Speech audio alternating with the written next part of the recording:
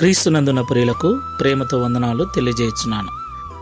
ఈరోజు దేవుడు మనకు చేస్తున్న వాగ్దానం ఏమిటనగా రోమపత్రిక 6వ అధ్యాయము 23వ వచనం.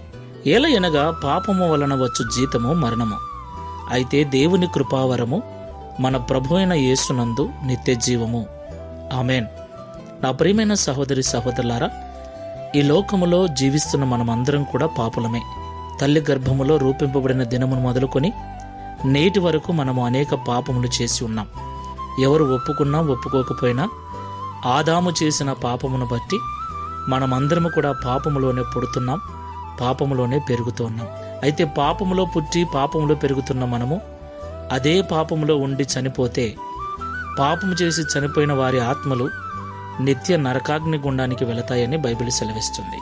అలాగ దేవుని పోలికలో దేవుని స్వరూపమందు చేయబడిన మనము పాపములో చనిపోక మునిపే ఆ పాపము నుండి విడిపించబడి ఆ పాపము నుండి విడుదల పొందుకొని ఆ పాపములకు క్షమాపణ పొందుకొని నిత్య జీవము చేరటం అన్నది దేవుని యొక్క నిత్య సంకల్పమై ఉంది. దేవునికి మహిమ కలుగును గాక. ప్రియ సహోదరి సహోదరులారా, ఈరోజు గుడ్ ఫ్రైడే. గుడ్ ఫ్రైడే అంటే శుభ శుక్రవారం, మంచి శుక్రవారం. ఎందుకు ఈ దినం మంచి శుక్రవారం అయింది?